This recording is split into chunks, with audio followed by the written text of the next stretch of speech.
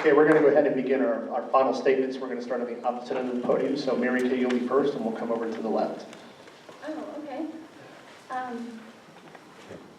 I would like for you to vote for me, Mary Kay Bacayao, for State School Superintendent, because I can fix these problems. I've had over 25 years in education, starting from when I graduated in teacher education, before I was even 20 years old, and I know the answers, and it's so hard to know the answers, and I went to 6 out of the 8 listening sessions, and just trying to, tell everyone, well, if we just do this, it will, all these problems, we can fix them. And I would like to have that opportunity to fix these problems. And I've seen it from so many different levels. I've been at the national math conferences, at the national science conferences, the educational technology conferences. There are all these grants from the U.S. Department of Education. I have a vast array of knowledge, especially in assessment and testing, school law, standards. I can fix all of this, and I hope you just give me the chance to do it. My main thing is returning control to the people who have the most responsibility for the kids, and those are the parents and the teachers, letting them do what they know to do and not hindering them with so many burdensome requirements. So academic freedom, Dr. Mary Kay Bacayao, thank you. Yeah, thank you, each and every one of you for coming out tonight. Again, as I began my message this evening, it's personal. And we can talk about graduation rates, we can talk about dropout rates, we can talk about funding and things of this nature, but at the end of the day, you as a parent, you're just concerned about, did my child receive an education that will give them the opportunity to succeed in life. But one of the things I bring to this table is that for 22 years I did work in the Irwin County school system. 14 years I was a high school social studies teacher. 8 years in administration. I've been working as an assistant principal, K-5 curriculum director, hospital homebound, homeschool system director, pre-K principal, and middle school, high school principal over alternative school. So I've walked and been where your kids walk each and every day. That's because I've worked in the school each and every day. And I think that as we look into what we are implementing in Georgia, we just have to make sure that our standards are will help us achieve their dreams and their opportunity. We have to give our teachers, once again, the opportunity to close their door and teach. And that means that we don't teach to the test, we teach to the child. It means we cut out, paperwork, data collecting, and excessive testing, so they can work with our kids day in and day out. One of the things I think we have to have a mindset, in this position is never forget what it's like to be a teacher. Never forget what it's like to be a student. Because that allows us to prioritize. And we have to make sure that when we prioritize, that we are focusing on the children. The children's all it's about. If we don't succeed with them, we don't succeed at all. So we have to make sure that our focus and emphasis is on this. I would appreciate your vote. Again, please check my campaign out at woodsforsuper.com. Thank you very much. Nancy? Thank you for coming tonight. It was really my pleasure to be here. I hope that when you reflect back on tonight, you think about the level of detail that I gave you and the specificity of my plan. It attacks the structural problems that we have, and it's the only plan that does so. It's researched, it follows best practices. This is, again, the job loss chart. There's only one state that borders us that is doing worse than us, and that's Tennessee. I don't know for how long they will do worse than us because they've gotten serious about education there. And they've tackled a number of reforms that we have yet to do. And so they're getting ahead of us, and their achievement levels are showing that. So when you reflect back on tonight, remember, Nancy's focused. She's focused on Georgia, and she's got the plan to fix things. If we were following the golden rule, if we cared about students, if we cared about kids, if we cared about teachers, we would be in a different place. So we can say a lot of things, but where we are, what we can measure, that's telling us a different story. So remember, financial accountability and integrity, There are good systems in place. We need to adopt them. Opportunities and choices. Parents are the arbiters of what's good for their children, and we need to respect that. Consequences for failure at the bureaucratic district level. We need that. We need an upgraded funding formula, and I want to work with the legislature to get that. And we need to reject Common Core in favor of common sense. So I appreciate your time tonight, and I hope you'll check out my campaign, nancyjester.com, and also do the text and get on my mailing list. Thanks so much. Thank you. Mike? You know, I'm not a politician, and after tonight, I know why. I'm an educator, and I'm a parent. And I think I want what most parents want. I want a safe and orderly school environment. When I drop my kids off in the morning, I expect to get them back in at least the same condition that I dropped them off. I'm no different than any other parent. Everybody wants a safe, orderly environment. I want a world-class educational system. Listen, I'm so competitive, it hurts. At Rome High School, if there was a Tiddlywinks competition, I wanted to be the Tiddlywinks champion of the world. I want us to lead the nation in student achievement. I want to know that my kids are going to be educated by caring adults, people dedicated to them. I think every parent wants a teacher that they know will treat their children as they do their own. And frankly, I think we've got a lot of them. Now, you know, you've heard a lot about the sins of education in Georgia. And just because you say it and repeat it and it gets louder and you can refer to various pieces of rhetoric, doesn't necessarily make it so.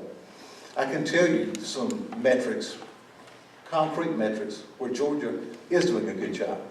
We haven't hit it out of the park. We got plenty of room to improve. But Education Week, national publication, one of the most respected out there, recently, 2013, ranked Georgia #1 in connecting early learning to K-12 education to post-secondary and the world work. #1. In 2012, real metrics, national assessments that are given across the country, the SAT, the ACT, the NAEP, reading, math, science, and advanced placement exams. You know how many states in the country went up in each of those 5 assessments? There was one that went up in every one of those statements. It was Georgia. So I'm tired of public education in Georgia taking a beating. We got room to improve. I fully acknowledge it. But if you're going to tell the story, tell the whole story. Thank you.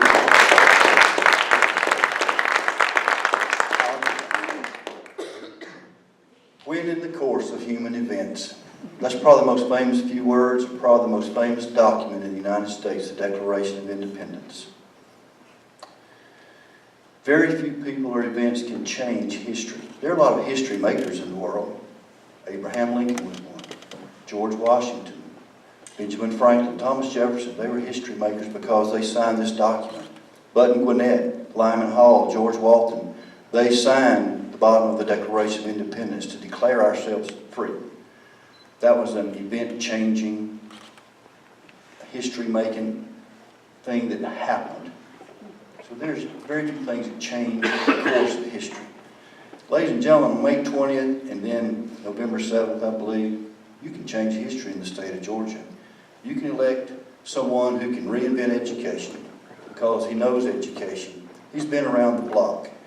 He has a lot of knowledge and experience, and he is willing to reinvent education in the state of Georgia. There's a lot of negativity been said tonight. Why do we want to leave the state? Why do we want to leave this education of this state and be negative about it? Why do I want to talk about my warts when I can talk about my beauty? I can talk about my bald head, but I'm going to talk about what I know in education. Because we've got to be positive, because the leader of the state education department has to be the most positive person in this state. He is the PR person. He is who goes from Camden County to Dade County, from Raven County to Seminole County, and speaks the truth about the State Department of Education and the state of education in Georgia. And I believe we've got a pretty darn good one. A lot of you are products of this system. A lot of you have children in this system. And so you need a leader at the State Department of Education. And Alan Ford will be that leader to the State Department of Education.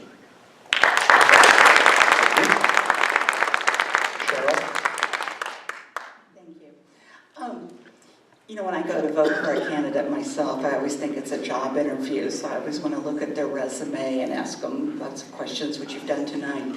One question that employers sometimes ask me is, what's your biggest strength? What's your biggest weakness? And, you know, it's interesting over the years of being in management, I've come to the conclusion that one unique strength I do have is when I'm willing to make the tough decision in a room full of people that may not like that decision and stand there and defend that decision. And I think that's what you need to break up a bureaucracy, that going along to get along is not what's needed at this point. I'm not an educrat, I just represent parents, I represent taxpayers, and I think that that's probably a good place to be from, to question what's been going on. I like your idea of a top-down audit, to see there are 300 people in the building, 300 outside, there's billions of dollars, not millions. How's it being spent? In the real, I should say the real world, in the business world, you set a goal, you set a deadline, and you set a measurable standard by which you achieve. And I'm not talking about the kids anymore or the teachers, I'm talking about the DOE. We have to be accountable and say, this will be done by this date with this amount of budget, and we'll know if we failed. And each employee needs to have that in front of them, that if you don't perform, the rumors I've heard are astounding of how bloated the bureaucracy is. And I would like to get in there and see what can be done. I have a track record of being efficient, cutting budgets, and getting productivity out of different departments. So again, my name's Cheryl Dawes, and I'd like your vote. Thank you. Thank you very much for coming out tonight. It really shows your passion for education. And, you know, I will agree with Mike and Alan over there said, I'm a bit of an optimist as well. You know, I think we're doing some great things with education here in the state of Georgia. Can we do better? Sure we can. Do we want to be world class? Absolutely. As I told you about my background when we started, you know, I've managed 1,700 employees. I understand to instill culture.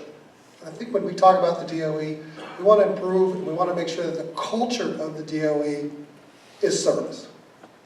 We work for you guys. We work for the districts out there. And we got to keep in mind when we're answering our phones and we're making decisions that it is about the students. This is not about Fitz Johnson. It's not about everybody working in the DOE. It is about our students. And if we think our students first, every time we decide, every decision that we make, if we take ourselves out of it and say, what is it going to do for our students? I think you're going to get a good result. I think you're going to get a culture at the DOE of giving and a culture of service to you. Now again, I appreciate you coming out tonight. I have my full Achieve More plan on my website, fitzjohnson.us, and I hope you would take a look. I appreciate your prayers as I go through this, as we all go through this. We appreciate your prayers, and I ask for your vote on May 20th. Thank you so much.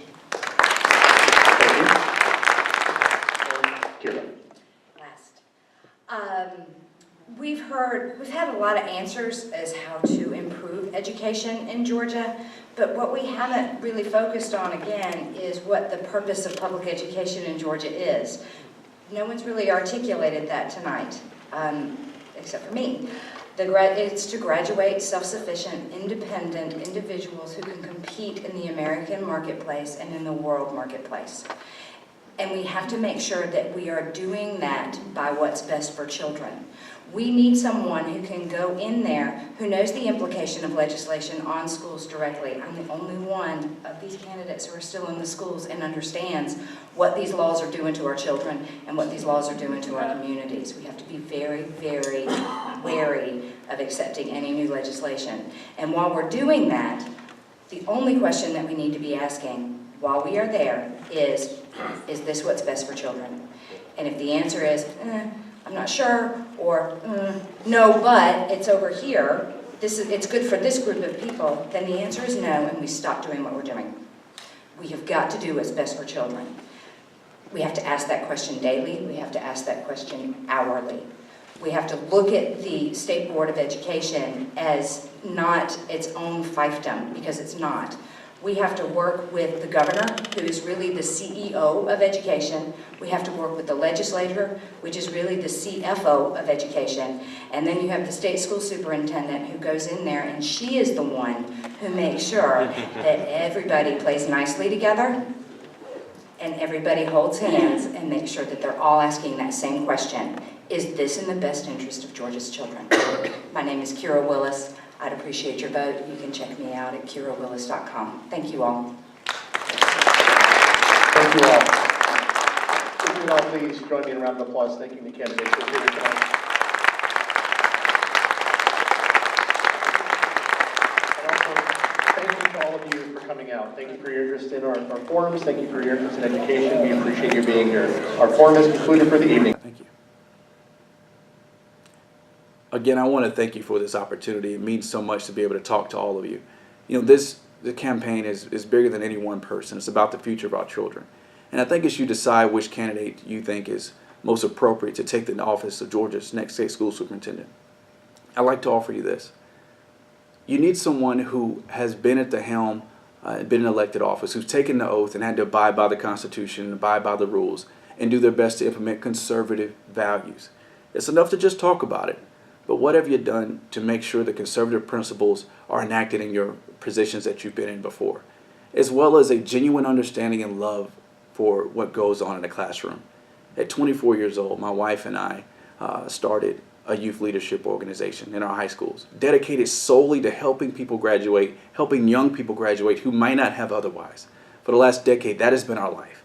And as charter schools became the new choice as far as public schools are concerned, we began to get involved there. In running a charter school as a chair of a governing council for the last 2 years, I can tell you that teachers, parents, and business leaders need to be at the table. And we need someone who's been at the table with those three elements: the business community, parents and teachers, and administration, and seen those decisions, the tough decisions that have had to be made, and been able to make them and look at a child and say, today we made a good decision that's going to help you succeed in life. And that's why I'm running, so that I can tell that story to every parent and say that together, every day, we made the next day better and gave every child a better chance to succeed.